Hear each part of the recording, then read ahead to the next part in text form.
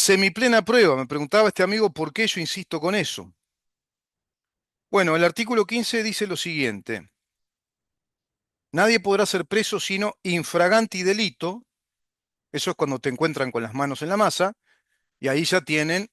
la idealidad hecha realidad, valga la rima, para un juez. Tienen la plena prueba. Se encontró en el infraganti delito al homicida, al rapiñero, etcétera. Se lo encuentra cometiendo el delito. Las fuerzas de aprehensión, las fuerzas públicas del Estado, lo encuentran, lo descubren en plena comisión del delito, con testigos presenciales y toda la carga de prueba documental que muestra el hecho efectivamente cierto. Pero está el otro caso, habiendo semiplena prueba de él, dice el artículo 15. Es una terminología acuñada por la Constitución. No la inventé yo. No hablo de un punto de vista personal, arbitrariamente, de semiplena prueba, porque este señor me decía, ¿por qué insiste en lo de la semiplena prueba? No es correcto. No existe la semiplena prueba, o hay plena prueba o no hay. Bueno, no, en etapas indiciarias de un juicio, imagine usted que un hecho criminal es complejo para la justicia. Para las personas que lo sufren, para el que lo hace, no, es un hecho determinante, ocurrió, pero después ese hecho, como todos los hechos, pasa y hay que empezar a investigar exactamente quiénes cometieron ese delito, cómo pasó, cuáles fueron los móviles, el modus operandi, quiénes son los testigos, qué carga probatoria hay, y se complejiza la situación para la justicia de un país, que debe que reconstruir como si fuera una obra de arqueología, como si se tratara de arqueólogos de la realidad reciente, como si se tratara de historiadores expertos de la realidad reciente de un delito, ¿a través de qué? De elementos que son determinantes para un juicio de garantías, que es el debido proceso. No existe juicio de garantías, eso lo aclaro. Te digo que es un juicio que da garantías cuando es el debido proceso que instruye la Constitución, permitiendo la legítima defensa de las partes en ese juicio que brinda todas las garantías de un proceso judicial penal de acuerdo a la magistratura de un juez. La Constitución siempre habla de juez, el Código Penal habla de juez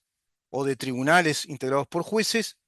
el Código General del Proceso habla siempre de jueces, no de fiscales. Los fiscales están para acusar, son la policía del Estado, son los que velan por el Estado y son los abogados acusadores del Estado, tanto en lo privado como en lo público. Nadie puede ser preso sin infragante delito o habiendo semiplena prueba de él por orden escrita de juez competente, precisamente. La Constitución acá ratifica lo que yo digo, afirma lo que yo digo, avala lo que digo. O habiendo semiplena prueba de él por orden escrita de juez competente. Y el artículo 16, que complementa esta hipótesis, formula lo siguiente. En cualquiera de los casos del artículo anterior, el juez, bajo la más seria responsabilidad, que se formula a posteriori en el artículo 23, agrego, tomará al arrestado su declaración dentro de 24 horas. Eso no ocurre hoy. Apenas se da una denuncia, hay un acusador y denuncia, no hay un juez ahora que bajo la más seria responsabilidad tome declaraciones al arrestado y dentro de un plazo de 24 horas y dentro de 48 horas, lo más, dice la Constitución, empezará el sumario. Acá estamos en una etapa presumarial. Sumario quiere decir proceso breve, algo sumario, algo breve, pero que se hará cargo otro juez si acaso este juez indiciario ante quien se denunció un delito obtuvo una carga probatoria suficiente para haberse convencido indiciariamente de someter a juicio a la persona denunciada o someter a juicio a la persona que denuncia por falso testimonio, como lo han confesado, por ejemplo, Lucía Topolansky y José Mujica en el libro Los Indomables, escrito por el periodista Pablo Cohen y que tanto revuelo provocó. Pero claro, esos falsos testimonios que fueron sistemáticos, falsos testimonios que inventaron inventaron hechos, porque si quiere inventaron pruebas, inventaron hechos desde el modo más arbitrario, desde el modo más reñido con estas garantías del debido proceso, desde una fiscalía letrada especializada en crímenes de lesa humanidad, bajo la consecución de las pesquisas de delitos de lesa humanidad cometidos en el marco de los años 1973 a 1985, asume esos testimonios como veraces y de acuerdo a esos testimonios, a esos pareceres, a su vez el fiscal se autoconvence y resuelve citar a tal o cual militar para condenarlo, para acusarlo del delito tal ante el juez de homologación que integran esa fiscalía. La fiscalía es una estructura de fiscales que asumen el protagonismo de todo el proceso prácticamente judicial monitorio en una primera etapa, así le llama el código, la primera etapa, antes le decíamos una primera instancia, pero es una primera etapa, en este caso administrativa, de funcionarios del Poder Ejecutivo, no del Poder Judicial, que llevan a cabo el 90% de toda la actividad de investigación y de acusación respecto a ese delito denunciado. Y luego están los jueces que homologan,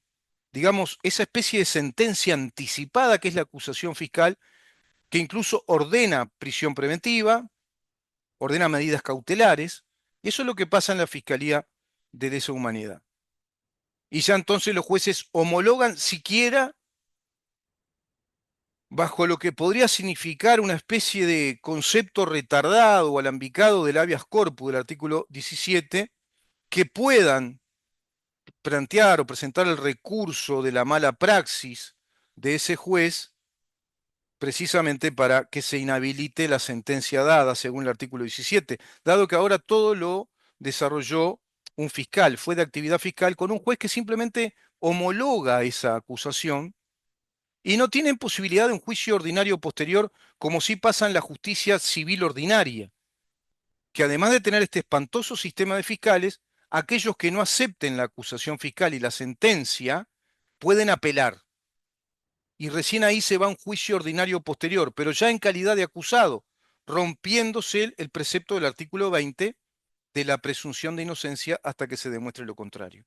Por lo tanto, en el artículo 16, entonces se dice que en cualquiera de los casos del artículo anterior, el juez, bajo la más seria responsabilidad, es decir, cuando hay semiplena prueba, cuando no es infragante delito, bueno, deberá tomar declaraciones en un periodo que no puede superar las 24 horas y en otro periodo que no puede superar las 48 horas, tendrá que tomar la decisión de someterlo a juicio penal o no. La declaración del acusado deberá ser tomada en presencia de su defensor, si tiene el derecho a que haya un abogado presente o un procurador presente en ese momento en calidad de defensor letrado ante el juez que le está tomando declaraciones, pero es un juez indiciario, presumarial, que tiene una semiplena prueba. ¿Por qué? Porque la prueba, después de todas las garantías probatorias que se van a dar en la etapa de prueba, en esa etapa probatoria de un juicio penal, hay presentación de prueba, de contraprueba, se contrastan las pruebas de una y otra de las partes, hay aportación incidental de prueba, hay aporte de prueba pericial desde desde las partes que están en litigio, pero también la sede judicial debe aportar toda la pericia, es decir, la actividad forense que ratifique desde el punto de vista científico y técnico si esas pruebas obedecen a la verdad de los hechos, si califican como tales. Pruebas documentales, pruebas fílmicas, pruebas sonoras, con peritos, por ejemplo, informáticos, fotografías, filmaciones, ediciones, prueba documental, documento público, tiene un peso enorme, documento privado certificado notarialmente, perito calígrafo, dando la pericia caligráfica de que esas firmas efectivamente son reales y pertenecen a las personas que están estampadas en ese documento, consignado ese documento por esas personas, sea un trámite sucesorio, un legado, una compraventa, la firma en un cheque endosado, cualquier tipo de prueba, las pruebas periciales de balística, pruebas de bioquímicas, rastros de sangre, semen, pruebas de medicina forense, si hubo una violación, si hubo un asesinato, si hubo una lesión grave, pruebas testimoniales. Toda esa carga probatoria debe ser debidamente tasada. Tasada quiere decir que el Código del Proceso Penal establece la validez de esa prueba, qué importancia tiene para el juez esa prueba, pero necesita el juez ir sumando distintos elementos probatorios en una etapa que es, digamos, la médula del juicio, que es la etapa probatoria, que incluso se podía extender en plazo y dar más oportunidad, porque hasta podía ocurrir el hecho de que sobreviniera una prueba incidental con un tercero en discordia, por ejemplo. Entonces, una vez concluida toda esa garantía de un debido proceso, con las pruebas suficientes, debidamente tasada y periciada, es decir, confirmada a través de técnicos científicos, de peritos, desde la policía técnica, y cuando decimos policía técnica o científica, hablamos de médicos forenses que trabajan desde la policía al servicio del Poder Judicial, antropólogos forenses, psiquiatras,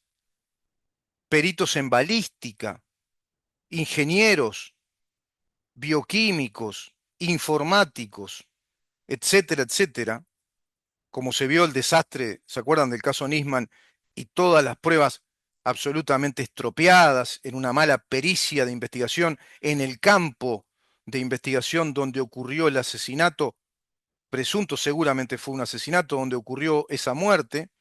Bueno, todo eso ya no está en Uruguay. Por eso hablamos de semiplena prueba, porque la Constitución, con mucha sabiduría, dice que ante el juez indiciario, el que está antes del sumario, el que no se va a hacer cargo de la causa, sino que es el que se va a hacer cargo de informarle al Ministerio Público y Fiscal y al Poder Judicial que hay un nuevo caso delictivo en el Uruguay y se toma noticia pública a través del comunicado que ese juez presumarial envía a la Fiscalía a través del fiscal con su informe y al Poder Judicial, que luego, a través de un plenario de sorteo, se sortea aleatoriamente un juez que va a tomar la causa, que era el llamado juez supraparte, que está por encima de las partes y que debe tener características tales como ser imparcial, no tener vínculo familiar ni de afecto alguno, ningún vínculo de cercanía, no ser socio comercial, no ser socio profesional, no tener una íntima amistad, no tener un noviazgo con la persona, no ser esposo de nadie, no ser padre, ni primo, ni tío. Bueno, ahora pasa todo lo contrario, ¿no? Fiscalía de Lesa Humanidad son todos primos, sobrinos, hijos de todos ex tupamaros, guerrilleros, de terroristas y también de integrantes del Partido Comunista del Uruguay. Ahí tenés un caso claro del rompimiento brutal del Estado de Derecho y de nuestra democracia, viviendo hoy por hoy un simulacro de democracia representativa, de república democrática, un simulacro de vivir en obediencia de nuestra Constitución, que es la ley suprema y que nos garantiza todos nuestros derechos personales, nuestros derechos inviolables, y por supuesto el derecho inviolable de la legítima defensa en un juicio y de ser tratados como inocentes hasta que se demuestre lo contrario, presunción relativa de inocencia, hasta que la carga probatoria al juez lo lleve al convencimiento cierto de que tal persona cometió el delito, y una vez que el juez da la sentencia condenatoria, en ese mismo momento, en ese episodio judicial, que a su vez es un episodio jurídico, el juez ahí le da el valor de plena prueba. Porque si el juez condena en esa sentencia condenatoria, asume la implicancia de que toda la carga probatoria fue cierta y tiene el valor de una plena prueba para conducirlo a la evaluación judicial de una sentencia condenatoria. Si fuera lo contrario, si el juez diera una sentencia absolutoria, esa prueba no fue plena prueba. El juez está implicando que no es suficiente, que no da la certeza absoluta de que esa persona cometió el delito, por lo tanto, absuelve. ¿Queda claro? Recién ahí podemos hablar de plena prueba. La plena prueba la califica el juez en su sentencia. Siquiera en el trámite judicial se puede hablar de plena prueba. En el trámite judicial se habla de la instancia probatoria donde se dirime la situación probatoria de una y otra parte en una confrontación de elementos probatorios que el juez,